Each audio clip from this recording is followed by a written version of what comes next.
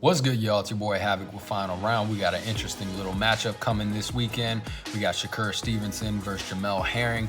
This kind of has a rite of passage feel to it, okay?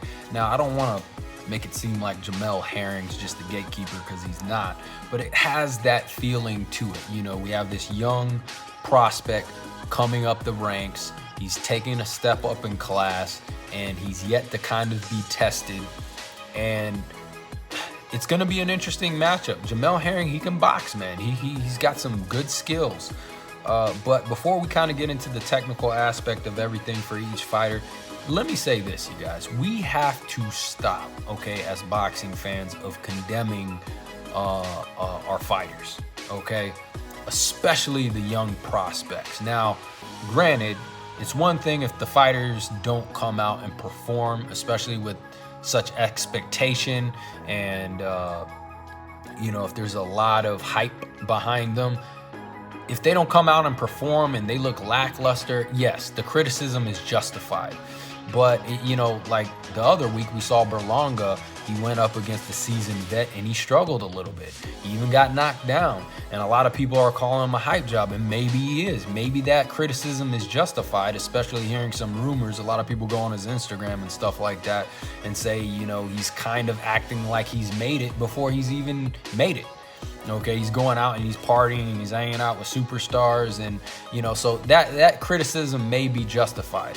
I don't know how hard the guy's training. I'm not in there with camp with him. But even with Berlanga, I think we got to pull back a little bit and let's see what happens. Let the story play out.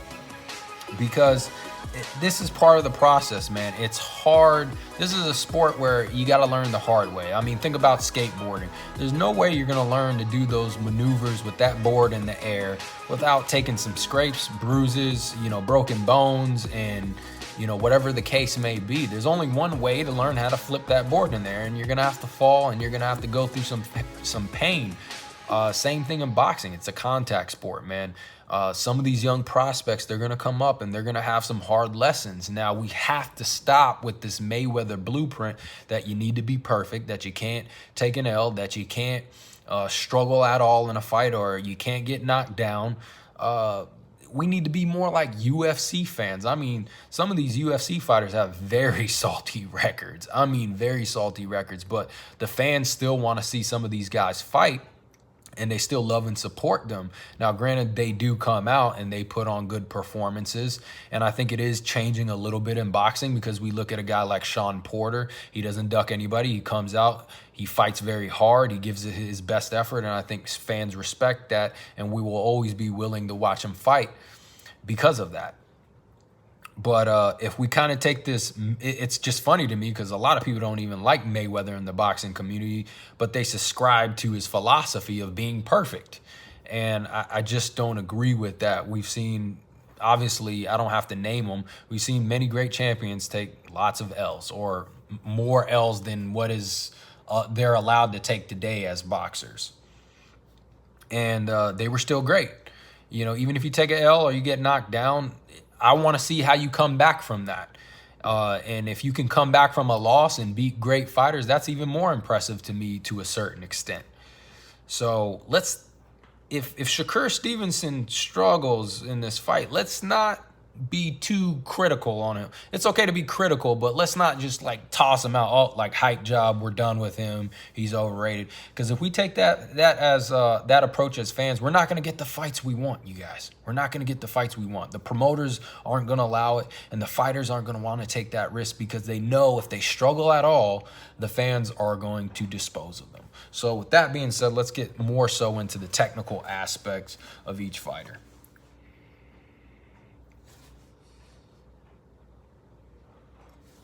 So I'm not going to make a prediction to this fight till maybe a day or two before, or maybe just right before the fight. But let's start with Shakur Stevenson. He's not my favorite fighter to watch, okay? But he has a lot of potential, obviously, and he does a lot of things very well. He does some of the core fundamental things in boxing extremely well. He controls distance phenomenally. I like the way he kind of half steps forward and backward. I can tell he likes to fight long and upright. He likes to kind of keep his opponents at the end of his punching. His timing is pretty damn good. His punching power, a lot of people saying he doesn't have any punching power, but he's got very sharp punches and good placement and good timing. And that's good enough to get respect from your opponents. I'm not this person who cares about power, because I know a good boxer with good skills can beat a puncher, an opponent who's more powerful than them. You know, I think power is overrated. Okay, that's all I'm trying to say. And I think Shakur Stevenson can hit harder than a lot of people think he can. And I actually think he can probably get more TKOs and maybe even KOs if he was to press the action a little bit more. You know, when you want to knock people out, you have to go and get it. You have to take the risk. You know, you got to risk it to get the biscuit, as they say. And one thing that I like about in this matchup for Shakur Stevenson is that he's going to go up against another southpaw. The last southpaw I saw Shakur Stevenson go up against, he looked better than when he goes up against orthodox fighters. He looked more dynamic. He was doing things I didn't see him do in other fights. Now, granted, the opponent he was going up against was it seemed a little bit smaller than him, so maybe he was willing to take a little bit more risk.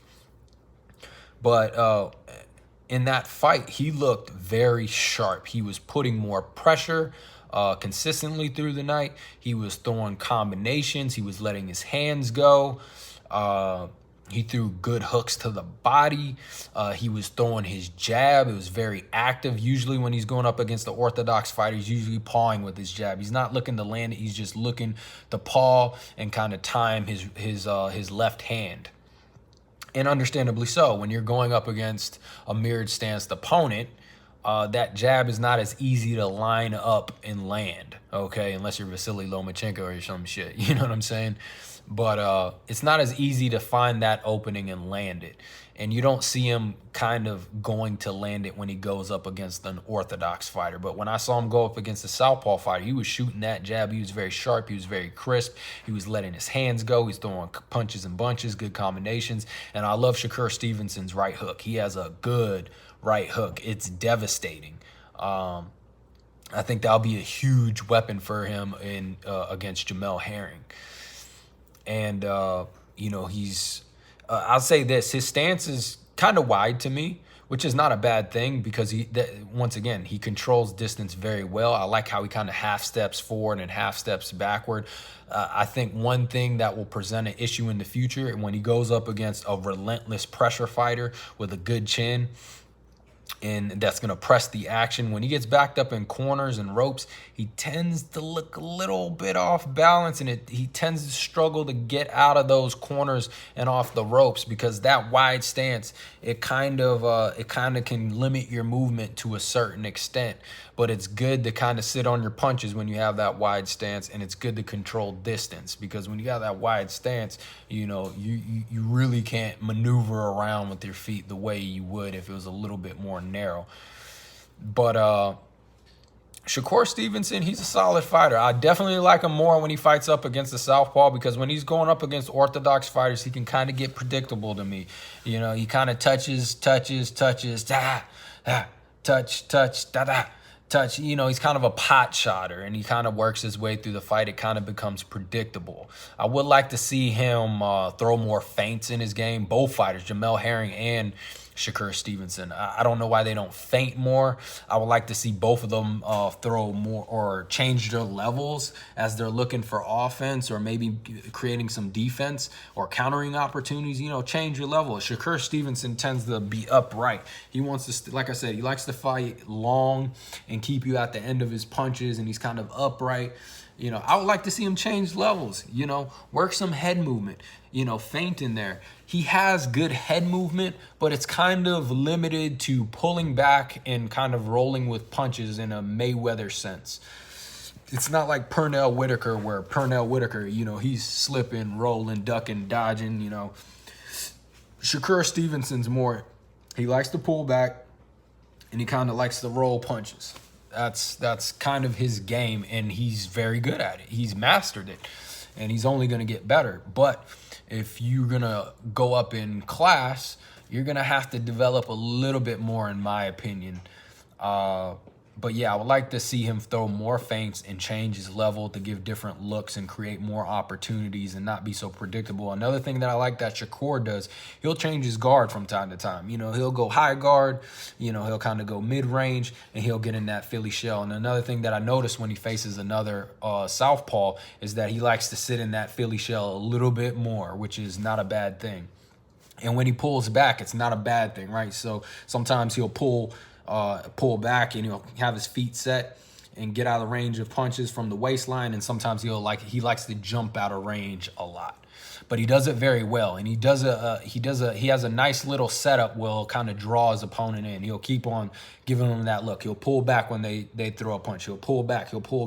Then all of a sudden he'll set his feet, next attack, and his opponent will come in, and then he will catch him off guard or catch him off balance, and he'll throw that left hand, especially when he's facing orthodox fighters. It's a nice little weapon in his arsenal that he uses very well. So he does control distance very nicely.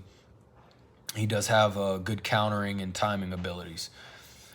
And I think that it's going to favor him in this fight a little that he's going up against another southpaw. I think he's going to be a little bit more dynamic, and I think he'll put a little bit more pressure than he usually does in most of his fights, which I think will be a good thing. Now, for Jamele Herring, he seems like he struggles against southpaws, okay? Because the last two southpaws I saw him face, he took L's. He got knocked down by one of them.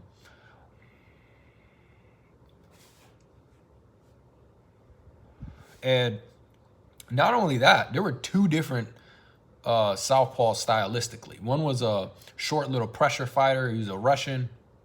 He would press forward. He was relentless, cutting off the ring very well. And then he went up against, not too long ago, he wound up against a southpaw who was more so of a counter puncher, more defensive. And that's kind of a bad sign. It's one thing to kind of lose to a southpaw or lose to one style of southpaw, but he lost to two different style types of southpaws, which could be a little bit concerning. Maybe he has issues going against southpaws in general. And I'll say this. When I watched him in these matchups, he tends to fade as the rounds go by. His jab tends to disappear, and he has a pretty damn good jab. And his body works tends to disappear. He tends to look lost, like he doesn't know what to do. He gets very predictable in his movement. He only kind of moves one way. But I'll say that in general, not just with southpaws. One thing that I don't like about Jamele Herring is that he doesn't really change up his movement, especially kind of being a counter puncher from the mid-range to outside. I would like to see him work different sides, you know, not just kind of circle off to the right all the time. I would like to see him move to the left, you know, move to the right, like I said earlier, change your level, feint more, give different looks. Don't just kind of, you know, pivot out all the time. Jamele Herring has a good right hook himself. If I got to pick out of both fighters who has the better hook, I would probably favor Shakur Stevenson. It seems a little bit more pop, and it seems a little bit more crisp, and the timing's a little bit better. And I also like that Shakur Stevenson throws that right hook to the body, which is very nice. Like I said, Jamele Herring does seem to go down to the body, but it seems more pot shotting. He's not going to rip combinations. I don't like his inside fighting. And tell you the truth, I haven't really seen both fighters fight on the inside too much, so I don't know who's going to have the advantage, but I would lean towards Shakur Stevenson. I think he's a little bit stronger, and he can muscle around Jamele Herring. But Jamele Herring, he does have some nice setups. He's a pretty good boxer from that outside to mid-range, but I think that class will tell over time, and I think it favors Shakur Stevenson. I think that Jamele Herring is going to fade, and especially if Shakur Stevenson puts some pressure. One thing I wish Shakur Stevenson would do is cut off the ring, man. He tends to like to stalk his opponent, but why not cut off the ring? Like I said, I think he could get more TKOs, get more knockouts if he would put more pressure and cut off the ring. He's very reminiscent of Errol Spence in a lot of ways. They have a lot of similarities. Only I think that Shakur Stevenson probably boxes off the back foot a little bit better, but can you imagine if Shakur Stevenson pressed the action a little bit more, established his jab against orthodox fighters and tried to land it instead of just pawing with it, and he would cut off the ring and kind of throw those combinations to the body like he does when he faces another southpaw opponent. Dude, he would look very Errol Spence-esque. As much as y'all might disagree with me. But that's kind of my breakdown and the highlights of what the fighters do well and what they don't do well. Comment down below, like the video, subscribe if you're a new subscriber, and let everybody know down below. Trying to build this channel, it's new, and we got a lot of exciting matchups coming up. So there's gonna be a lot of content I'm putting out, and it's gonna be fun. I'm gonna do a little live video or live reaction to the fight. Unfortunately, you guys, last time I did for Deontay Wilder and Tyson Fury, everybody wanted me to put the fight up on the screen. I can't do that. That's going to get my channel shut down. I can't even have the audio on. But, I'll be commenting on it or commentating on it live. So if you're interested, check it out. I'm going to be doing a live video. But like I said, like the video, subscribe. Tell me who you think's going to win. Tell me you think who has the advantage. Tell me the holes in Shakur Stevenson's game or Jemele Herring's game. Yeah, just tell me what you think, you guys. This is your boy Havoc with Final Round. Get at me.